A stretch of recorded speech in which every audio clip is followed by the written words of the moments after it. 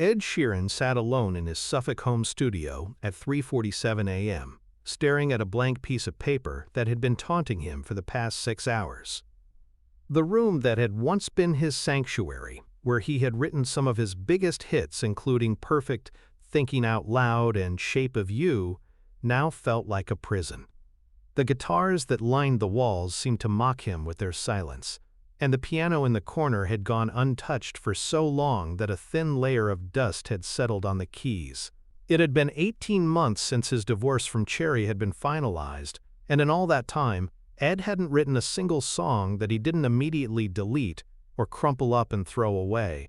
The creative well that had sustained him through over a decade of professional success had simply dried up, leaving him feeling empty, purposeless, and convinced that his career was over at 33 years old. The divorce itself had been as amicable as such things could be. There were no tabloid scandals, no bitter custody battles, no public accusations or social media feuds. Ed and Cherry had simply grown apart during the pandemic years, discovering that the enforced isolation had revealed fundamental incompatibilities that they couldn't overcome. They had tried couples therapy, taken breaks, and made sincere efforts to rebuild their connection, but eventually acknowledged that they would be happier and healthier as friends rather than spouses. But understanding something intellectually and processing it emotionally were two entirely different experiences. Ed had thrown himself into his work as a way to cope with the pain and disorientation of his life falling apart, but for the first time in his adult life, music had failed him. Every time he tried to write about heartbreak, the lyrics felt cliched and superficial. When he attempted to explore themes of starting over or finding hope after loss, the words felt hollow and dishonest. Most devastatingly, when he tried to write happy songs about anything else, they felt forced and artificial. "I don't know who I am without her," Ed had confessed to his manager Stuart during one of their increasingly difficult conversations about his lack of new material. "I wrote love songs because I was in love. I wrote about happiness because I was happy. Now I don't know what I am, and I can't write about nothing." Stuart, who had been with Ed since the beginning of his career and had never seen him struggle like this, had suggested everything from collaborations with other writers to extended breaks to therapy focused specifically on creative blocks. But nothing had worked. Ed remained stuck in a cycle of starting songs, hating them, and abandoning them, convinced that he had lost the essential spark that had made him a songwriter in the first place.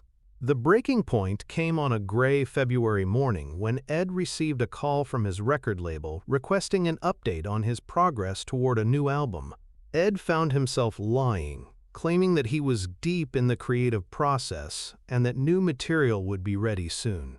After hanging up, he sat in his empty house and realized that he had become someone he didn't recognize. Not just creatively bankrupt, but dishonest about it. That night, Ed called his closest friend in the music industry, Taylor Swift, for the first time in months. They had maintained their friendship through his marriage and divorce, but Ed had been increasingly isolated as his creative struggles deepened, turning down invitations and avoiding the social connections that had once sustained him. "I think I'm done," Ed said without preamble when Taylor answered her phone in Nashville. "I think my career is over, and I don't know what to do about it." Taylor, who had been preparing for bed after a long day in the studio, immediately sat up and gave Ed her complete attention. She could hear something in his voice that went beyond typical creative frustration. This was genuine despair from someone who had lost his sense of identity and purpose. "What do you mean, done?" Taylor asked gently. "Ed, you're one of the most talented songwriters I know. Writer's block is temporary. This feeling you're having right now isn't permanent." "It's been 18 months, Taylor," Ed replied, his voice flat with exhaustion. 18 months of nothing. No songs, no ideas, no inspiration. I sit in my studio every day and feel like I'm pretending to be a musician. Maybe the divorce broke something in me that can't be fixed." Taylor listened as Ed described his daily routine of forcing himself into his studio, staring at blank pages, starting and abandoning dozens of potential songs, and feeling increasingly convinced that his ability to create music had been permanently damaged by the emotional trauma of his divorce. I keep thinking about all the artists who had one good period in their lives and then never wrote anything meaningful again," Ed continued. "Maybe I was only able to write love songs because I was with Cherry. Maybe everything else I thought was talent was just circumstantial." "Ed," Taylor said firmly, "I'm getting on a plane to London tomorrow. I'm coming to see you, and we're going to figure this out together." "You don't need to do that," Ed protested weakly. "You have your own career, your own projects. I'll figure it out." "You're not figuring it out alone," Taylor replied. "You've been my friend and supporter through some of my darkest times. Now it's my turn to support you. I'll see you tomorrow." Taylor Swift arrived at Ed's Suffolk home the next evening, carrying her guitar and a small suitcase, prepared to stay as long as necessary to help her friend rediscover his creative voice. What she found was more concerning than she had expected. Ed looked exhausted and defeated, his usually bright demeanor replaced by a quiet resignation that was heartbreaking to witness. The house itself told the story of someone who had given up. Dishes sat unwashed in the kitchen, mail was piled unopened on counters, and the studio that had once been Ed's pride and joy was cluttered with false starts and abandoned projects. Most telling, the guitars that Ed usually kept tuned and ready were sitting with slack strings, suggesting he hadn't played them in weeks. "When was the last time you played music for fun?" Taylor asked as they sat in Ed's living room, sharing takeout Chinese food and catching up on each other's lives. "Not for work? Not trying to write something? Just playing because you love playing?" Ed thought about the question seriously. "I honestly can't remember," he admitted. "Everything became about trying to recapture whatever made me successful before. I haven't just played for joy in months. Maybe over a year." "That's the problem," Taylor said with the certainty of someone who had experienced her own creative crises. "You're trying to force inspiration instead of creating space for it to happen naturally. Your brain is so focused on reproducing past success that it can't access whatever wants to come next." Over the next 3 days, Taylor didn't push Ed to write new songs or analyze his creative block. Instead, she simply stayed present with him, cooking meals together, taking walks around his property, and gradually reintroducing music into his daily routine in low-pressure ways. They started by listening to music they both loved, not as professionals analyzing songcraft, but as fans enjoying artistry. Taylor played Ed some of her recent unreleased material, and Ed shared some old demos he had recorded before his first album, back when he was writing purely for the love of creating, rather than to meet commercial expectations. "Listen to this," Taylor said, playing an early version of a song that would eventually become one of her biggest hits. "This is what it sounded like before I overthought it, before I started worrying about whether it was good enough or commercial enough or whatever. Sometimes the first instinct is the most honest."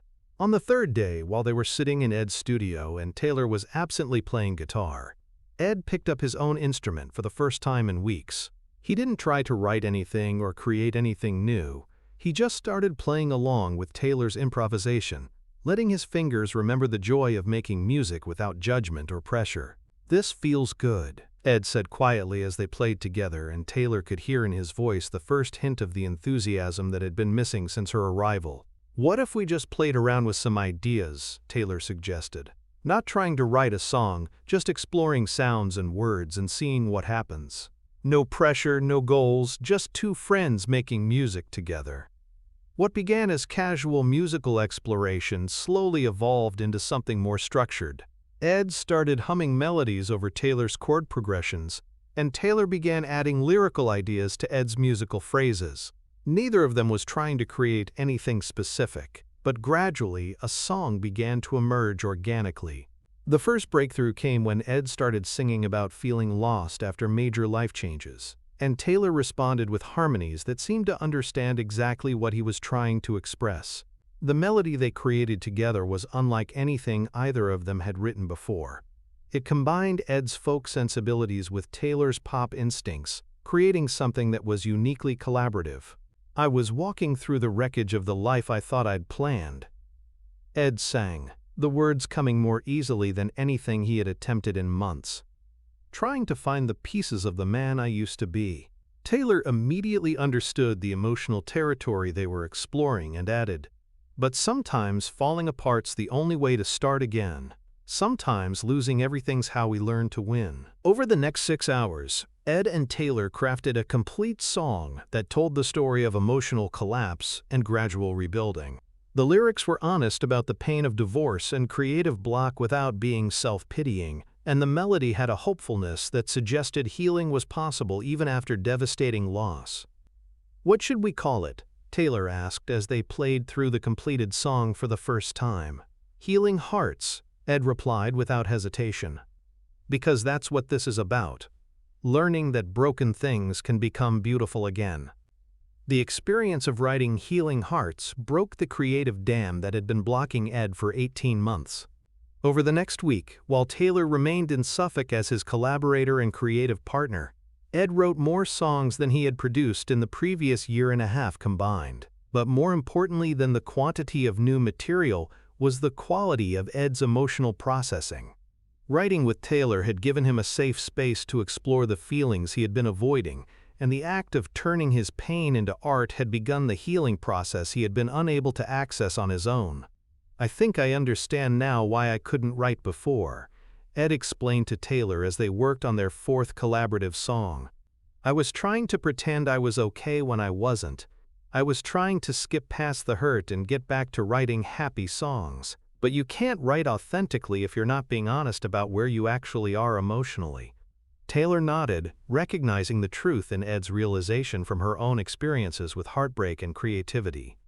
"Some of my best songs came from the worst times in my life," she said.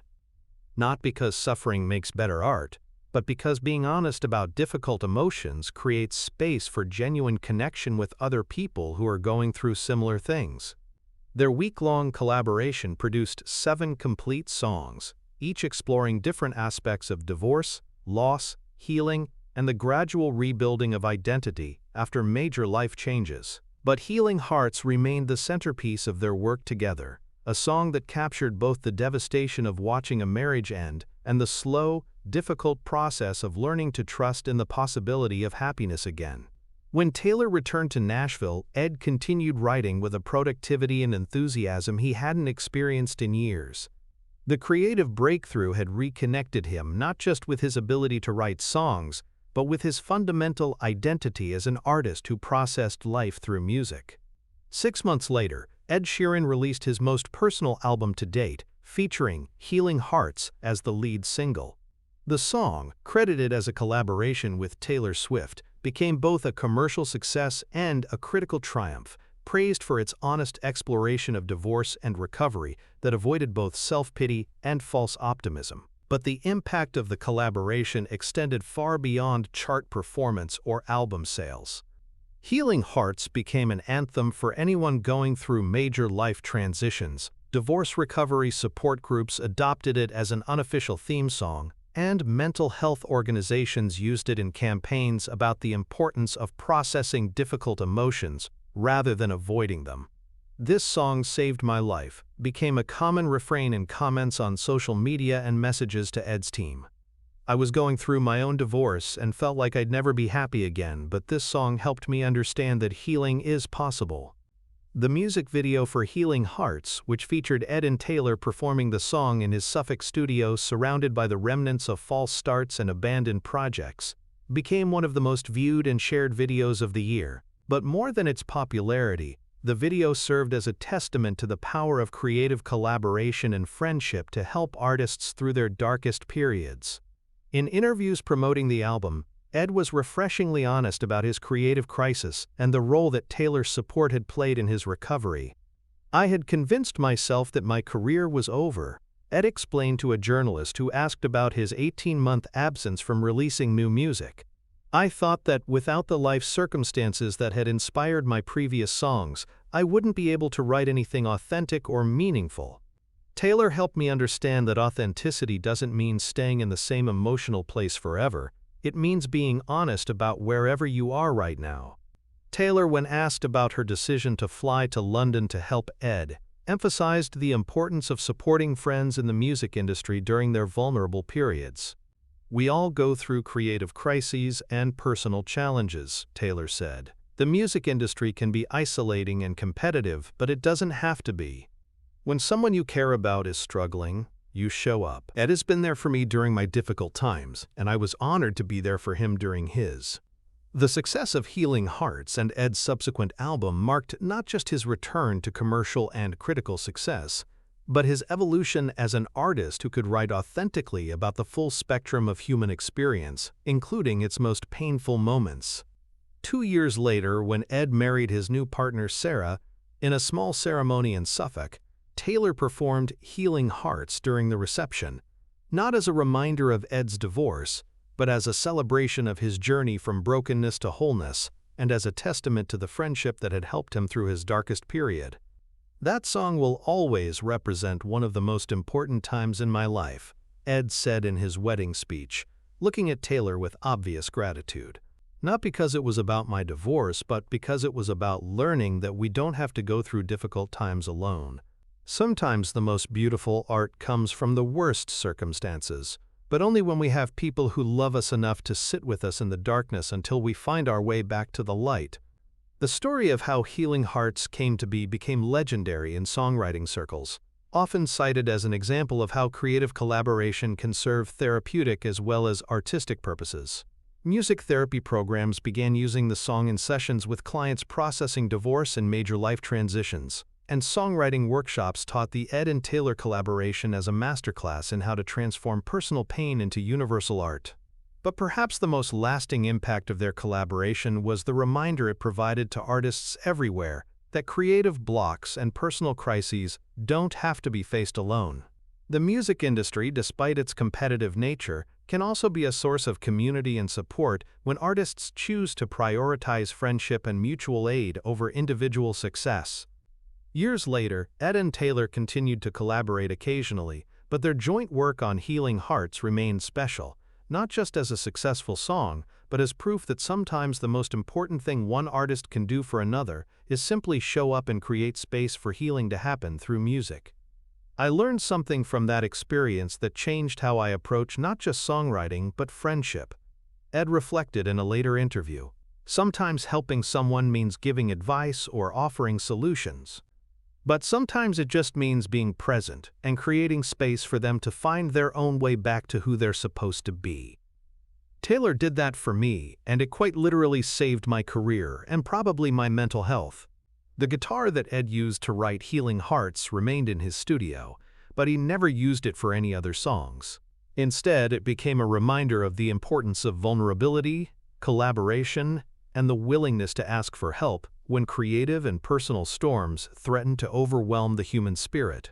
And every time Ed performed Healing Hearts in concert, he would dedicate it not just to anyone going through difficult transitions, but to the friends who show up when you need them most, and who remind you that even broken things can become beautiful again.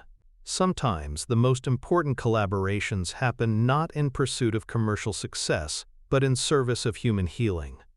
Taylor Swift's decision to fly to London when Ed Sheeran was at his creative and emotional lowest point proved that true friendship in the music industry means prioritizing someone's well-being over your own schedule and commitments. Their creation of Healing Hearts together became more than just a successful song. It became a testament to the power of creative partnership to transform personal crisis into universal art that helps others process their own difficult transitions. Ed's journey from creative bankruptcy to renewed artistry reminds us that sometimes we can't heal alone, and that the most beautiful music often emerges when we're brave enough to be vulnerable with people who care enough to sit with us in our darkness until we find our way back to the light.